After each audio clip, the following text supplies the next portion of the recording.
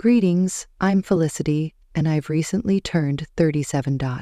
Let me share an intriguing chapter of my life, one that tested my resilience and decisiveness. Unlike the countless stories I've heard of others being deceived, this tale takes a different turn, because I am not one to be outsmarted. What makes this story even more surprising is how it began.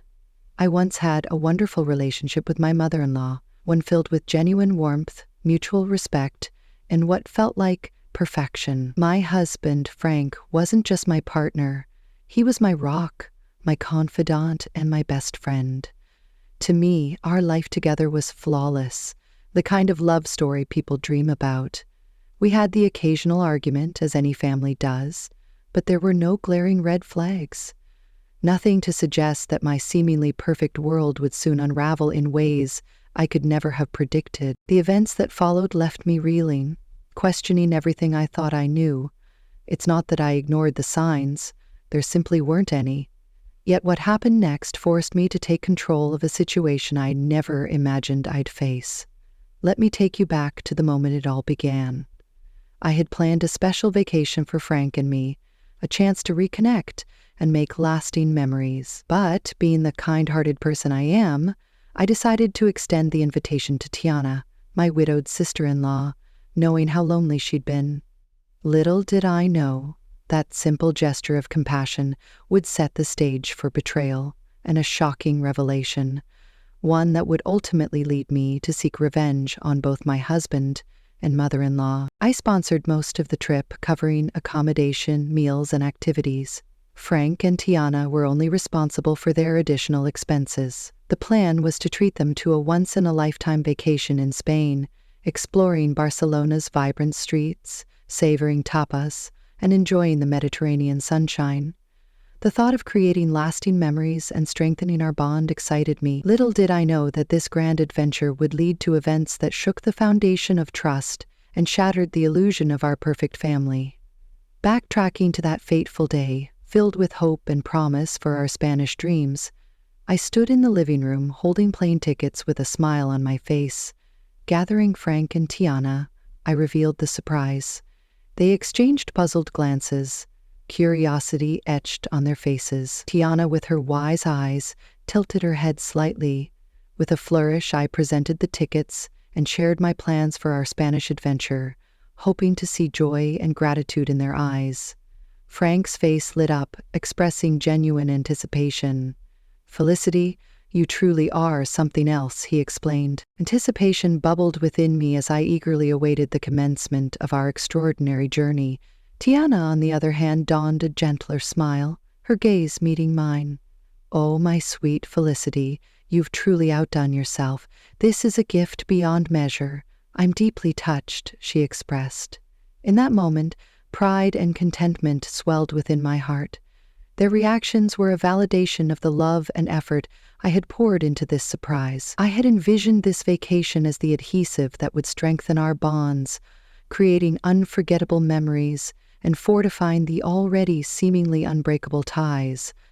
However, as you might suspect, this tale takes a treacherous turn. Beneath the facade of our seemingly idyllic relationship, a complex web of deceit and betrayal lay in wait, ready to ensnare us all.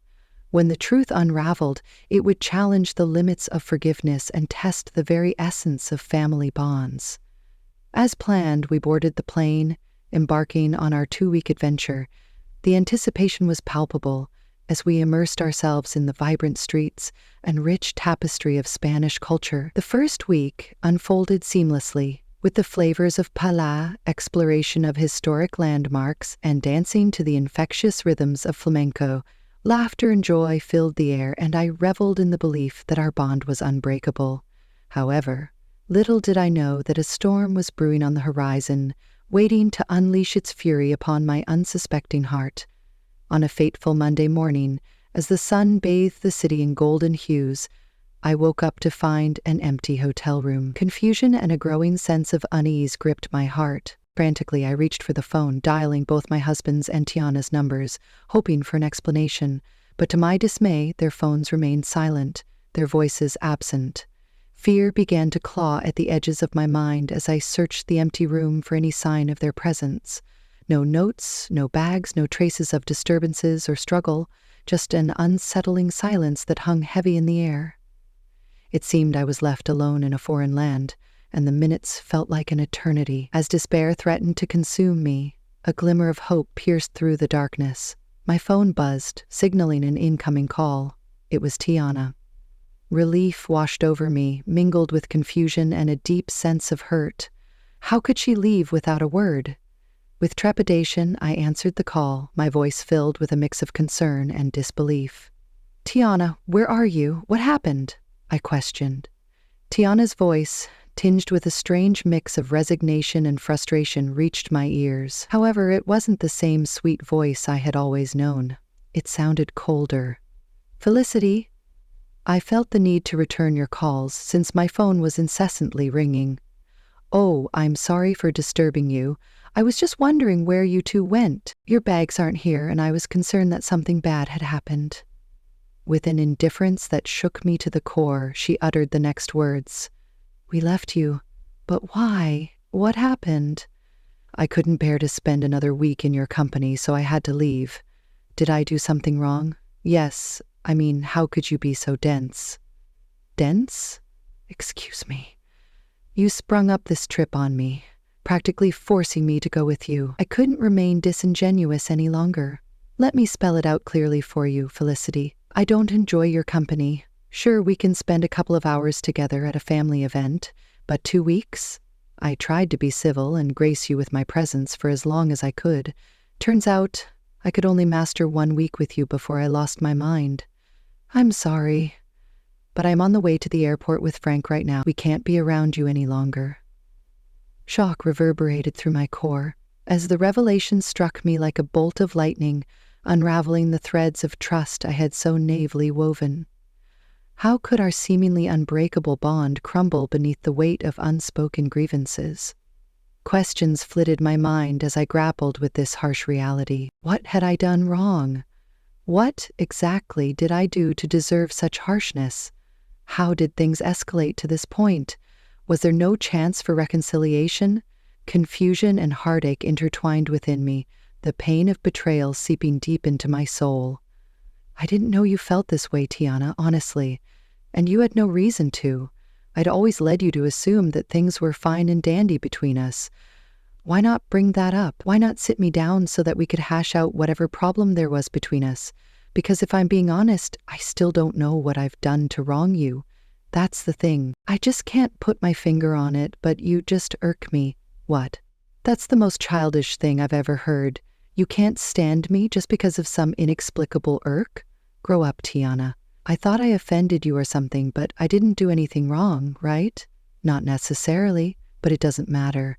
What matters is how I feel about you, and I feel that you're annoying, and I just can't stand being around you. If that's the case, then why did you say yes to coming with us on this trip?" "Because it was a free trip to Spain. No one is going to turn down that opportunity." But as the days went by, I grew more and more tired of your antics. "What antics, Tiana? What did I do that was so bad that you decided to leave me all alone in a foreign country?" She failed to answer, and I grew more impatient with this impromptu disdain coming out of nowhere. I was shocked, hurt, confused, and angry, but most of all, I was just sad. I had to inquire about my beloved husband and what he had to say in all of this. "Let me speak to Frank," casually and easily. Tiana passed the phone on to Frank.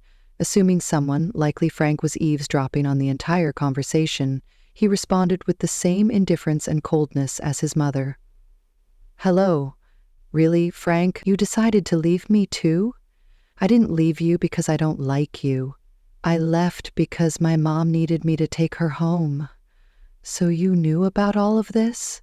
How long have you known about your mother's apparent hatred towards me?" "For some time now. I was hoping this trip would bring her closer to you, but I was wrong." "Okay, but what I'm failing to understand is why none of you approached me about this. We're all adults, meaning if there's an issue, we solve it. It's not like we haven't had arguments in the past. We sat down and solved those arguments. What's different about this time?" Frank failed to answer, mirroring his mother's earlier silence. The only thing I can safely conclude about this entire stupid debacle is that your mother hates me for a silly reason, which she knows isn't valid. Maybe she's jealous of me or something.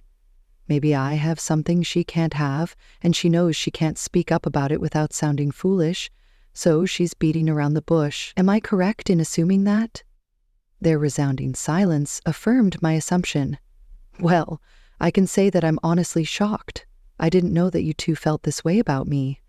I hope you have a safe flight back home." I cut the call, pacing around the hotel room, still trying to understand the issue. As I contemplated whether I deserved this treatment, I realized that 47 years on this planet had taught me that sometimes people hate for no apparent reason, driven by jealousy or bitterness. It's not uncommon, but the last people I expected this behavior from were my own family. After sobbing for some time, I had an epiphany, taking me back to the moment when I decided to take control of my destiny and seek vengeance against those who wronged me without cause. It was a pivotal moment that would forever change the course of my life. Wiping away my tears, a newfound determination welled up within me. I refused to waste any more precious emotions on their actions. It was time to show them they couldn't trample over my heart and get away with it. With trembling fingers, I dialed my childhood friend Arlo's number, knowing I could trust him with my darkest secrets. After pouring out my heart and explaining the painful betrayal, I cautiously asked if he could assist me in my quest for justice. Arlo, always the loyal and mischievous friend, listened intently, his voice filled with a mix of concern and excitement, reassuring me that he had my back. "Felicity, my dear friend, you are a force to be reckoned with, and you know you can count on me for anything and everything. So, what are you planning on doing?" "Well, Arlo, you know how your construction company always has excess sawdust? Yes, it can be quite a hassle to get rid of sometimes. I believe I've found the perfect use for it." His curiosity piqued. I unraveled my plan like a carefully crafted script, detailing how we would execute the ultimate act of retaliation. Bags of sawdust would be delivered to Tiana's house, infiltrating every corner and crevice, leaving an indelible mark of chaos and betrayal. Arlo couldn't help but smile at the brilliance of my idea, a subtle yet impactful reminder to Tiana of the stress she had unleashed upon my life. Armed with Arlo's expertise and my newfound determination, we set our plan into motion. The question arose, how would we get inside the house before they returned? "You need to get the spare key hidden under the potted plant on the patio. Then you'll be in." "Wow, you thought of everything, huh?"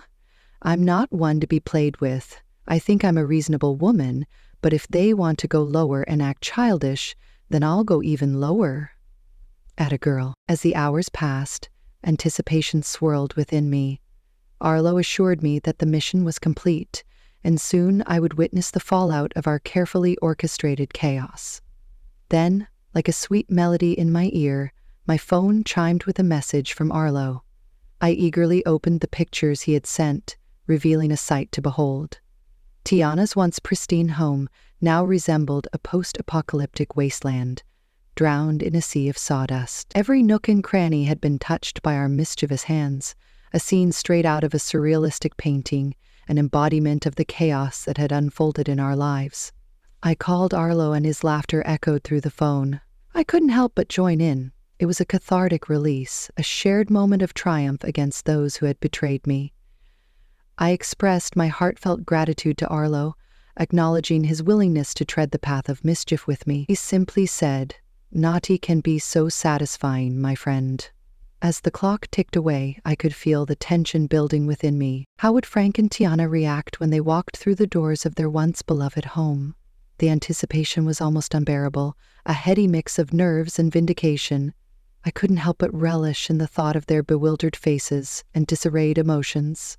Hours later, my phone erupted with frantic energy. It was Frank, his voice laced with panic and disbelief as he described the chaotic scene that awaited them, a sawdust-covered house standing as a testament to their betrayal. My heart danced with wicked delight as I listened to his exasperated voice. At that moment, I knew that the message had been received loud and clear. Their actions had consequences, and the chaos they had sown had come back to haunt them. "Felicity, it's just awful. Mom is in hysterics." I decided to reveal the part I played in this and said, "It serves both of you right. How could you leave me here alone without a valid reason, no less? Wake, Felicity, was this your doing?" The wailing and panic in the background stopped, and instead, I approached Frank's phone. I heard my mother-in-law say, "Give me that," before shouting in my ear, "How could you do this to us? To me? I have no idea what you're talking about. Have you considered that this is just your karma?" "Oh, come on, Felicity. We all know it was you. Who else would have access to my home? It's very easy to break into someone's home nowadays, Tiana, especially if you don't have any security cameras installed, which, by the way, you should seriously consider doing to prevent things like this from happening again.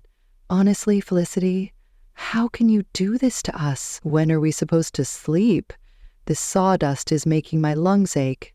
Oh, that's right. You probably forgot to get the keys to my house, huh? Well, that's a shame.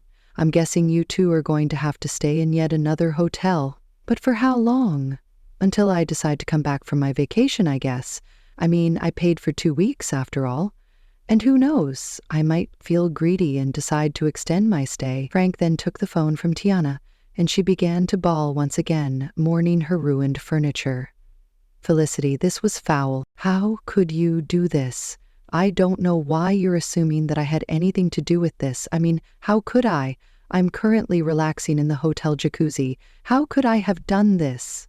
I held back my laughter as the two of them were clearly confused as to what had happened, even though they suspected I had something to do with it. Which I obviously did, but they didn't have any solid proof, so I basked in all the glory of knowing that they were frustrated but had nowhere to direct their anger. As I bid Frank farewell on the phone, a sense of contentment washed over me. I had taken control of my narrative, leaving them to grapple with the consequences of their actions. I know what I did was quite foul, and even quite dangerous considering how old Tiana is. I mean, spending even a night in that house could lead to serious health consequences. But I knew they wouldn't dare dream of staying in that house, not in its current state. It was far too sabotaged to be remotely habitable. The damage left no choice but for them to extend their hotel stay, burning through more money than they had planned. And as for me, I wasn't about to let my time or my money go to waste. I stayed that extra week in Spain, fully immersing myself in the vibrant culture, the food, and the sights, just as I had intended. Meanwhile, my husband and my mother-in-law were undoubtedly scrambling to fix the mess they had walked into, desperately trying to find a cleaning company willing to take on such a colossal task. How long would it take to get that house professionally cleaned? I didn't know, but I didn't care. What I did know was that, in the meantime, my mother-in-law would have no choice but to stay in my home, and considering how much she apparently can't stand being in my company, that was sure to drive her up the wall. This should serve as a reminder to all of you. Sometimes people need to learn the hard way. Life has a funny way of dishing out lessons, and every now and then it's up to us to deliver them. So if you ever get the chance to serve a little justice of your own, don't hold back. Go all in and leave them with something to really be mad about. If you found this story captivating, make sure to subscribe to the SoraBook channel to enjoy more fascinating tales in our upcoming videos. You won't want to miss what's coming next.